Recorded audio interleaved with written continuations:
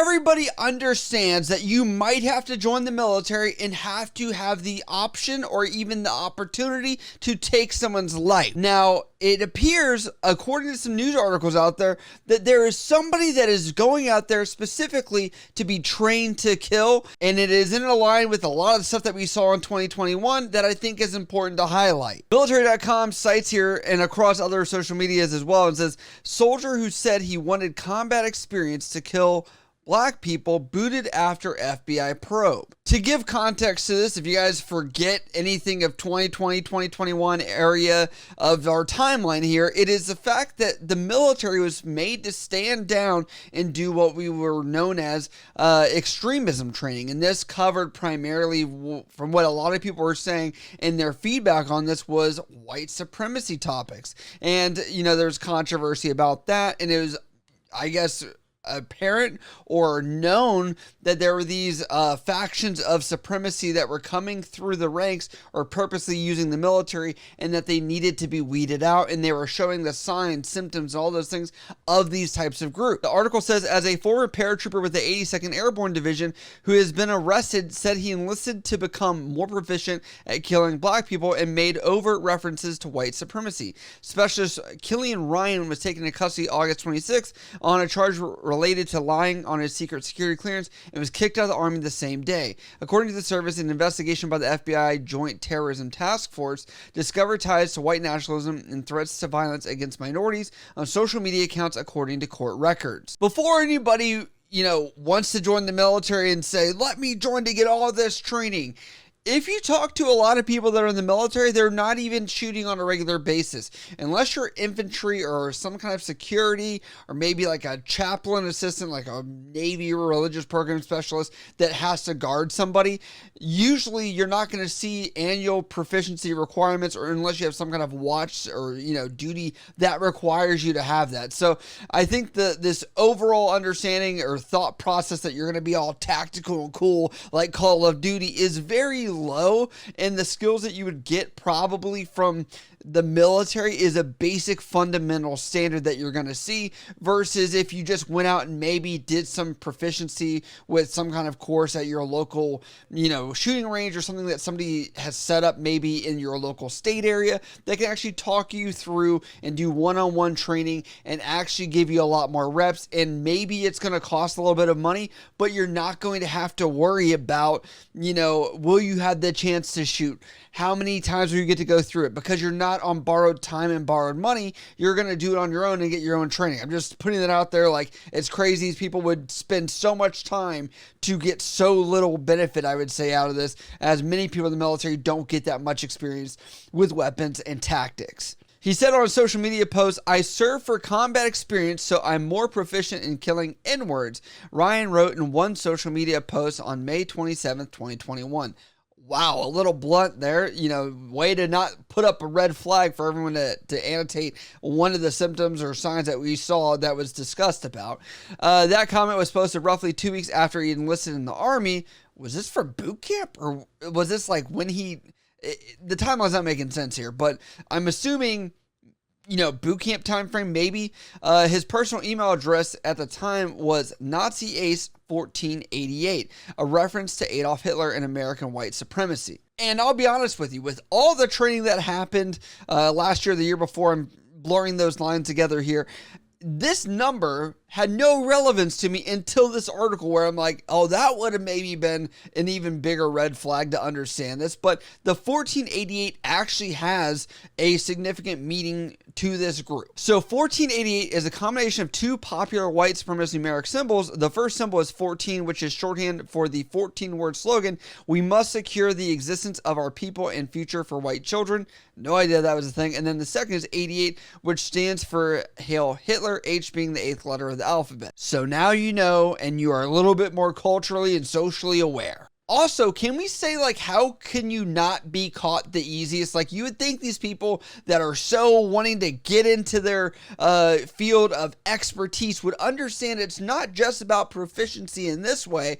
but it's also information intelligence. You know, these guys that are out there, this is like dummy tactics 101 with information warfare for someone trying to do something domestic. I'm just like, did you even pass the ASVAB to come in to understand this is common sense? People read and see what you do online. It says Ryan also filled out the standard form 86 or SF86, which is a questionnaire for a security clearance. In it, he was asked whether he ever advocated for any acts of terrorism, which obviously everyone's going to say no if they're trying to join the military. He is arrested in Cumberland County, North Carolina. By the way, that's where I joined out of. Small world, and that's in Fayetteville, near Fort Bragg. And it says on one charge of knowingly making a false statement.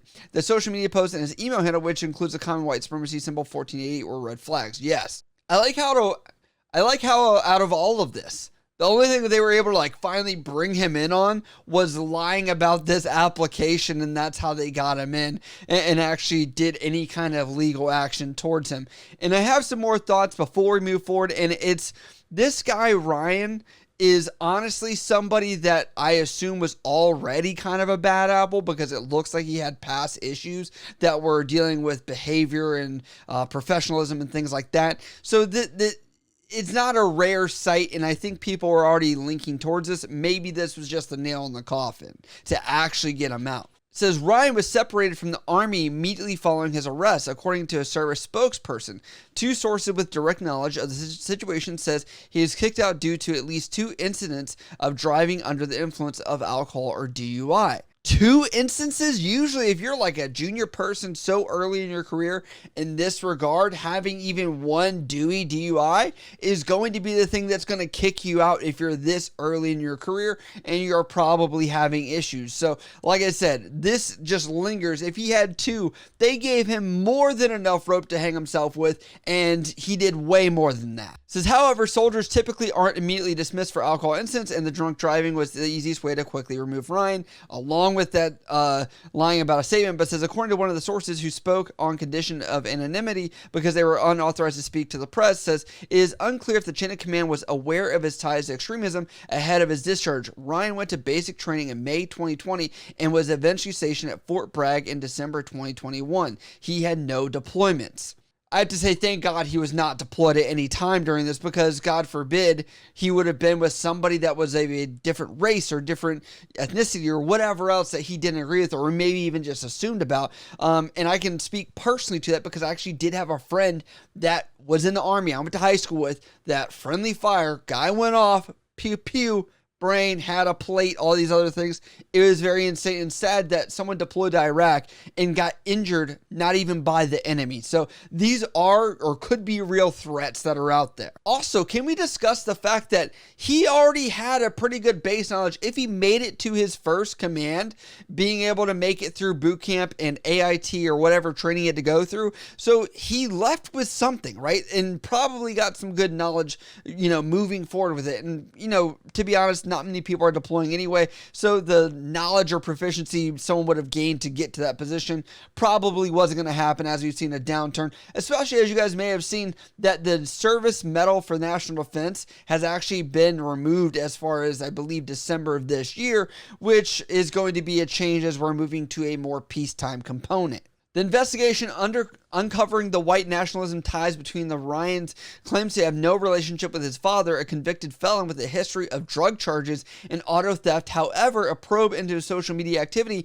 found that Ryan and his father frequently talked, as well as the other posts. If you guys didn't watch my video, there's a guy that joins out of the most R-word town in America, where he says kind of like a sentiment of what this guy went through, where his parents were part of this thing, and kind of projected those values, as every family will do a little bit, and into someone's upbringing as a child. And that's essentially what we saw here. Some people are aware that it's happened, some people are not, some people care, some people don't care, and they embrace it or whatnot. But that might be the case here. And I'm not saying this to scare you guys, because I have also looked at the other end. There are reports that do come out on a quarterly basis talking about the extremism, talking about these cases that pop up.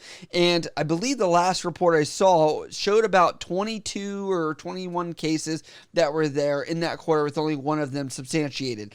Now, I understand that these are not common, everyday occurrences, but, just because you don't find whatever doesn't mean it's not happening. Just because there's only one, it's hard to say what spectrum of true analytics or statistics could actually be applied to this. So when I look at this, I have to ask you guys, because that is controversial, do you think that this is an issue that the military has appropriately brought up and done their training in order to make sure that we're moving forward and looking at these issues seriously? Or do you think that they are overestimating these issues and saying that this is like a radical issue that continues to plague the veteran and military communities as like a harboring safe ground to be trained and things like that in order to take out these acts or do these types of activities? But let me know down in the comments below. If you guys like other topics like this, that you like the breakdowns, you like the discussion, please let me know down in the comments, or hit me up on Instagram, Snapchat, Twitter, TikTok, or down in the comments below. I love you guys. I'll see you next time.